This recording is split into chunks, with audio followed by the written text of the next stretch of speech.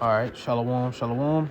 First and foremost, before I get started, I'd like to give all honor, praises, and glory to Yahweh, Bahashem, Yahweh Shai, Bahashem, Racha, Kodash, and double honors to the elders and the apostles of Great Millstone that has taught us this truth and sincerity, peace and blessings to the hopeful elect that is scattered throughout the four corners of the earth. Shalom, it's your brother Kodash coming back at you from the Great Millstone Memphis camp with another word of the day lesson. And today's word of the day will be going into the word siege, which is found here in Deuteronomy, the 28th chapter, going into the curses that the Lord put upon us, as a nation, because, we wouldn't hearken unto his word, and we basically disobeyed. And, within these curses, it's judgments, that the Lord brought upon us and in the past. And, like scripture say, nothing is new under the sun. The Lord is going to bring these same judgments around in these times. All right. And we seen it, with Trump, deploying, the National Guard to these cities and things of that nature. So the spirit of prophecy is definitely alive and well, man. All right. And we seeing it in front of our eyes every day. This is Deuteronomy 28 and verse 53, and it says, "And thou shalt eat the fruit of thine own body, the flesh of thy sons, and of thy daughters, which the Lord Yahweh thy power hath given thee." It says in the siege and in straightness, which is difficulty. And it says, "Wherewith thine enemies shall distress thee." Okay? Thine enemies shall distress thee, man. So the Lord is going to allow this to happen again, because it happened during the time of 70 AD, where, we was, blocked off, resources and food and things like that was cut off from us. And our people had to, resort to cannibalism, huh?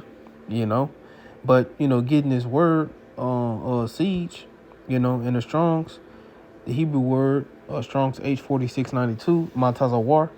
All right. And, just straight to the point, it says entrenchment. It says a siege enclosure. All right. And in the Strong's definition, it says a defense, fenced. All right. Fortress, a siege, a stronghold. All right. It says something hemming in. All right. And then the root word, it's tazawar. All right. It says to confine, secure, shut in, enclose, to show hostility to, be an adversary, treat as a foe. All right.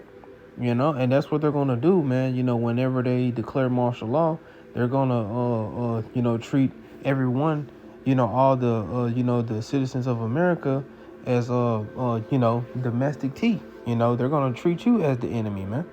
All right. They're going to treat you as the foe. It says, that's pretty much the point, siege, bind up, cast, lay siege, put up in bags. All right. And that's pretty much the point, man.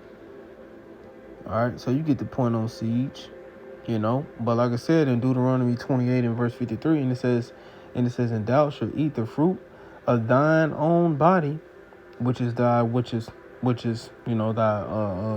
offspring," like what it's finna say, "and the flesh of thy sons and of thy daughters." So what is this? It's talking about cannibalism, man.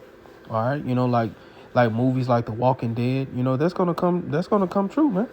All right, and it says, "Which the Lord Yahweh thy power hath given thee in the siege and in straightness," which is difficulty, and it says, "Wherewith thine enemies shall distress thee." And the number one enemy that we have on the list, when you go to Psalms the 83rd chapter, it goes into the tabernacles of Edom, man. All right, which is the so-called Edomites. I mean, Salakia, the so-called white man today, which are the biblical Edomites, man. Okay. Now I like to get this precept because like I said, nothing new is under the sun, man. It happened. It happened during the time of 70 AD, and it's gonna happen again. All right, it's gonna happen again, man. This is Luke 21 and start at 20, and it says, "And when ye shall see Jerusalem compassed with armies, then know that the desolation thereof is nigh." Right, and we already seeing that. We already seeing, these different national guard troops, mobilizing themselves, in these cities. They're trying to set it up in Chicago, trying to come to Memphis, LA, a lot of these major cities, man.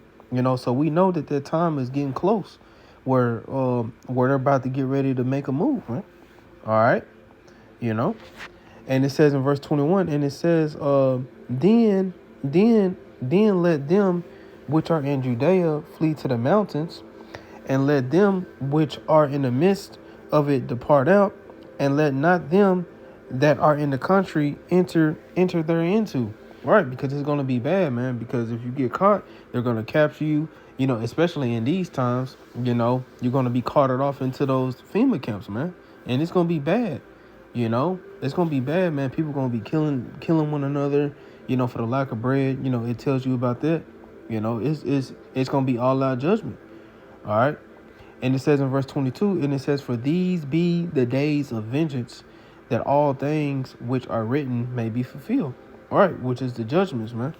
All right, and these same judgments are gonna be fulfilled in these times, man.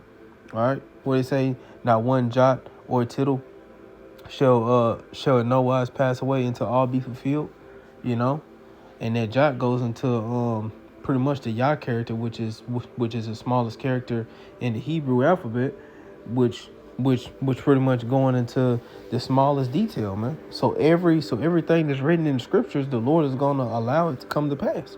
All right, because it's faithful and true. And it says in verse 23, "But woe unto them that are with child, and to them that give suck in those days." Why? Because a lot of those women, man, that's gonna be pregnant. If the Lord got it out for them, they're gonna get judged too. They're gonna get ate. It's gonna be all out hell. And it says, "For there shall be great distress in the land, and wrath upon this people." All right, which is talking about the Israelites, man. Like scriptures say, it is a time of Jacob's trouble, but he should be saved out of it. All right, it's going to be a time like never before. And it says in Luke 21 and verse 24, and it says, "And they shall fall by the edge of the sword." All right, and who's the sword according to the scriptures, man? Esau, Edom, Psalm 17 and 13. All right, King David said it, "Deliver my soul from the wicked, which is thy sword." All right.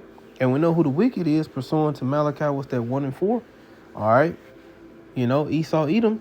All right. And it says,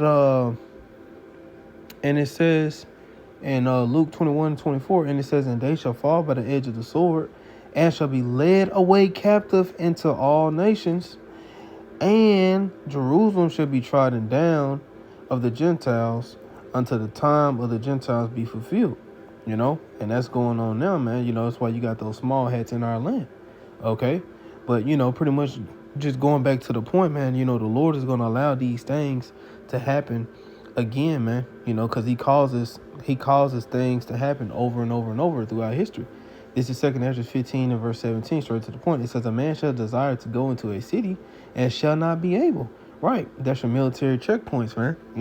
Travel restriction, things of that nature, That's what's going to be happening in these times, and we seeing it getting closer and closer, man. As we get closer and closer, the Lord is gonna these different troops are gonna start just popping up and just running things, man. Your local police, they're gonna have to choose a side. Soon come, either turn in a badge or join a team.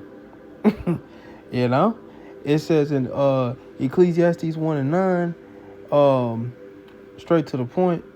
I'm going to get it in the NLT. It says, "History merely repeats itself. It has all been done before. Nothing under the sun is truly new."